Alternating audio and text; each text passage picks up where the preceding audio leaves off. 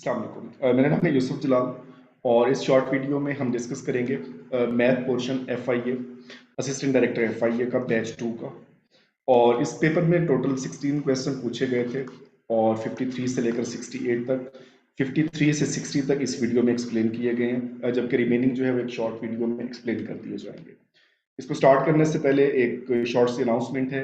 इसमें BPSC के हवाले से एक्सक्लूसिव सेशन स्टार्ट कर रहे हैं, जो जनरल पोस्ट के लिए भी और PMS के लिए भी। और अगर आप PPSC के लिए एग्जाम के लिए तैयारी कर रहे हैं और 20% पोर्शन है तो उसके लिए भी आपको ये हेल्पफुल हो सकता है। मेनली ये 100% का है और इसके जो कंटेंट होंगे वो ऑफिशियल सिलेबस है जनरल एबिलिटी का, जो FPSC की वेबसाइट पे अवेलेबल था। अब इसको आई थिंक सो रिमूव कर दिया गया, बट यही इसके 10 पोर्शन है, तो ये सारे 10 के 10 पोर्शन जो है वो इसमें हम इंशाल्लाह कवर करेंगे। और ये अगस्त में स्टार्ट होगा, इसकी डिटेल अलग से शेयर कर दी जाएंगी। हम स्टार्ट करते हैं क्वेश्चन। टोटल इसमें 8 क्वेश्चन हम डिस्कस कर रहे हैं। तो सबसे पहला क्वेश्चन था ये हमारा अलजेब्रा का है, जहां पे पॉसिबल होगा कुछ ट्रिक्स है तो दोनों जो है वो मैं एक्सप्लेन करता जाऊंगा। सबसे पहले जो है वो अलजेब्रा, हम इसको इक्वेशन वाइज ही सॉल्व करते हैं। तो यहाँ पे हमारे पास इक्वेशन थी 4/3 10x - 4 - 8 = 0। तो सबसे पहले तो हमने 8 को इधर लेके जाना था क्योंकि यहाँ पे हमने मल्टीप्लाई करना है। तो 8 - 8 + 8 = 0 + 8। तो इक्वेशन की जो फॉर्मेट है दिस वन। और फिर हमने यहाँ पे 3/4 से मल्टीप्लाई करना था, तो ये यहाँ पे कैंसिल हो जाता और यहाँ पर 6। अब हमारे पास जो था 10x - 4 = 6। अब हमने स्क्वायर रूट खत्म करना है तो दोनों का स्क्वायर लेंगे, तो ये 10x - 4 = 36। तो 10x 36 + 4, तो ये हमारे पास जो इसकी फाइनल शेप थी 10x = 40 और डिवाइडेड बाय 10, तो x = 4। तो ये हमारा आंसर था। अगर इस तरीके से आपने सॉल्व नहीं करना तो हमारे पास रिवर्सल मेथड होता है, हम वैल्यूज पुट कर लेते हैं। सबसे पहले हम 0 अगर पुट करें इस पूरी इक्वेशन में तो ये 0 हो जाएगा और ये -4 बचेगा।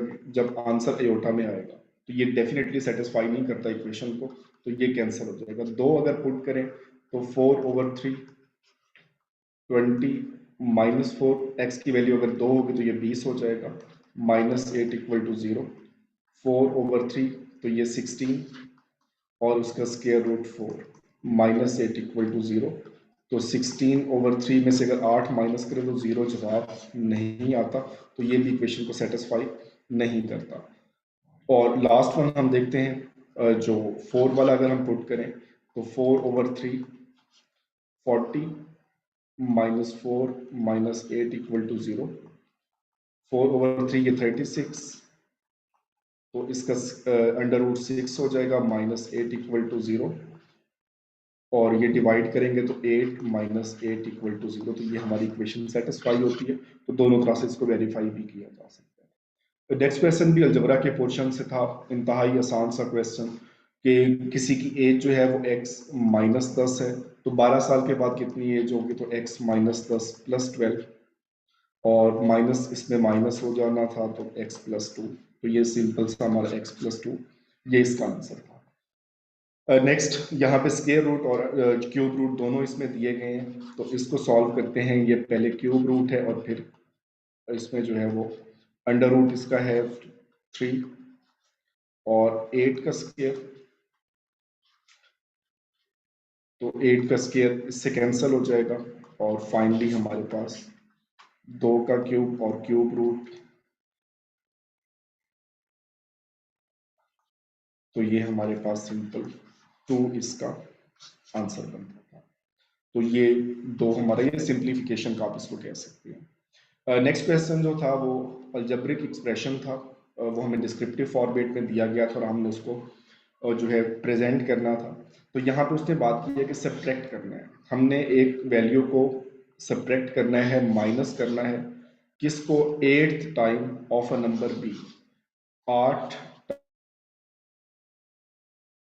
टाइम b को हमने माइनस करना है from 10 time of number c।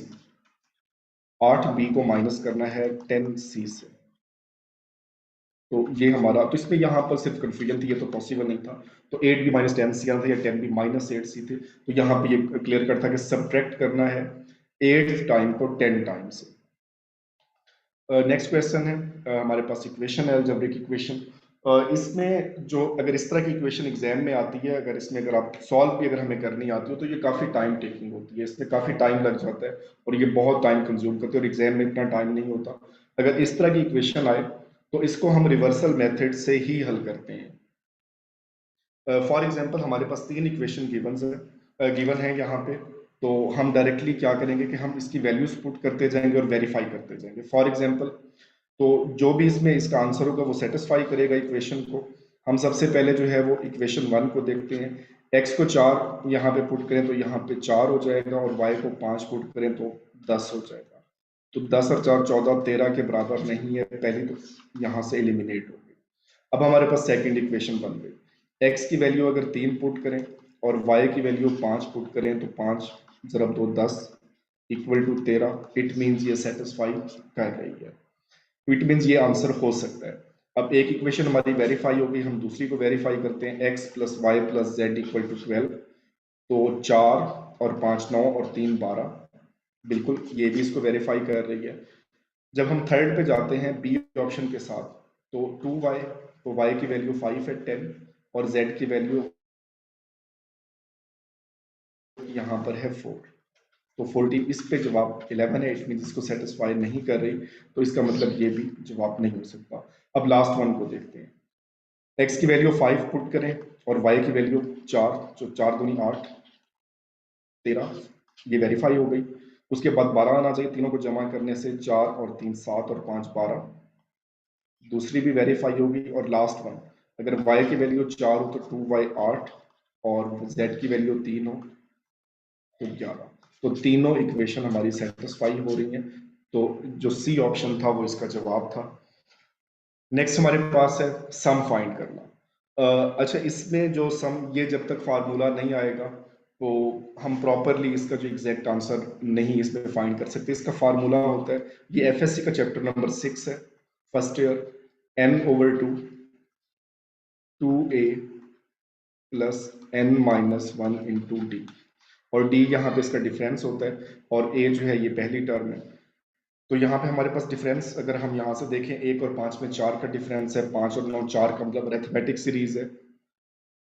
तो s हमारे ये 40 है n, तो s 40 तक जो इसका सम आना था, n हमारे पास 40 ओवर 2, और जो पहली हमारे पास वैल्यू थी वो 1 थी, प्लस n 40 माइनस 1, और डिफरेंस जो है हमारे पास 4 का, तो ये 4। अब नेक्स्ट इसको हम सॉल्व करते हैं, सिंप्लीफाई करते हैं। 40 ओवर 2 को यहीं सिंप्लीफाई कर लें 20, और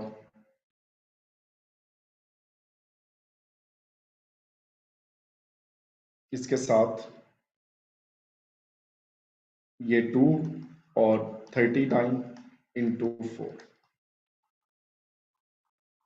2 प्लस 39 को 4 से मल्टीप्लाई करें 160 माइनस 4 156, और 20 मल्टीप्लाइड बाय 1580 158।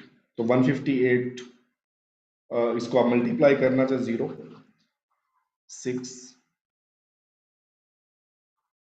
और उसके बाद 1 और 3160, ये इसमें आंसर है। लेकिन जैसे एग्जाम में था तो मुझे इसका एग्जैक्ट वहाँ पे इसका फार्मूला याद नहीं था पेपर के दौरान, तो मैंने सिंपल इसको जो है उसकी कुछ टर्म्स जमा की। जो पहली टर्म्स थी इसमें, जैसे 13 है तो फिर 17 आएगा, फिर 21 आएगा, फिर 25 आएगा, 31, तो कुछ 4 5 इसमें जो है मजीद ऐड की, तो उसका आंसर 200 से अबव हो रहा था। तो ये तो पॉसिबल ही नहीं था कि ये होता, 40 टर्म हमारे पास मौजूद थी, तो ये भी फिजिबल नहीं लग रहा था। तो फिर इसके बाद इसी को मैंने टिक किया कि ये इसकी पॉसिबिलिटी थी, या तो ये हो सकता था या फिर नन ऑफ दीज था, तो ये दो पॉसिबल नहीं थे। तो बाज़ औक़ात तो ट्रिक्स भी यूज़ करनी पड़ती हैं, तो जो आपको फिजिबल, ये इसका प्रॉपर फार्मूला है, ये उसी ने सॉल्व करना था जिसको प्रॉपर फार्मूला आता हो, या फिर इसमें कोई ट्रिक यूज़ कर लेते हैं। नेक्स्ट हमारे पास था, ये कॉमन सेंस का क्वेश्चन था, इसमें ऐसा कोई फार्मूला यूज करना चाहे तो कर सकते थे, अदरवाइज इसकी जरूरत नहीं थी। कि एक अरिथमेटिक सीरीज है, इनका जो डिफरेंस है वो सेम रहेगा, जिसकी पहली टर्म जो है वो 3 है। तो पहली टर्म तो है 3, और अगली जो उनका कॉमन डिफरेंस है वो 0 का है, मतलब कुछ भी ऐड इसमें नहीं हो रहा। तो अगली टर्म भी 3 होगी, फिर भी 3, और 3 3 चलते जाएंगे। तो 5th टर्म पूछे, 10th पूछे, 20 पूछे, तो इसका आंसर 3 ही रहना था। तो ये 3 इसका आंसर था। और ये लास्ट क्वेश्चन है इस वीडियो का। यहाँ पे अरिथमेटिक प्रोग्रेशन इसमें दी हुई थी, जिसमें a की वैल्यू 3 के बराबर है, और डिफरेंस इनका 6 है, n इक्वल टू 9 है, और टी एन मतलब nth टर्म जो है वो हमने फाइंड करनी थी। तो इस तरह के क्वेश्चन फार्मूले से ही हल होते हैं, और T N equal to A plus n minus 1 into D. T N हमारे पास था 9, और ये a हमारे पास है 3 प्लस 9 माइनस 1, और डिफरेंस उसने खुद ही दे दिया है 6 का। तो 3 प्लस 8 इंटू 6,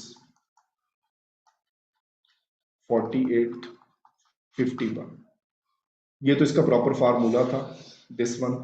और अगर इस तरह का सवाल आया था, तो अगर हमें फार्मूला ना भी आता तो हम इसको देख सकते थे कि a जो है वो 3 है, डिफरेंस इसका 6 का है, तो मतलब अगली टर्म जो है वो 9 होगी, फिर 15 होगी, फिर 21 होगी, 27, 33, और उसके बाद 39, 45 और 51। 1 2 3 4 5 6 7 8, और ये 9 थी, 51। तो नेक्स्ट पार्ट इंशाल्लाह इसका जो है वो थोड़ी देर में अपलोड कर दिया जाएगा। मजीद अगर आपके क्वेश्चन है तो आप इसमें कमेंट कर सकते हैं। मैथ के हवाले से तो इंशाल्लाह वो सॉल्व कर दिए जाएंगे। अपना ख्याल रखिएगा, बेस्ट ऑफ लक।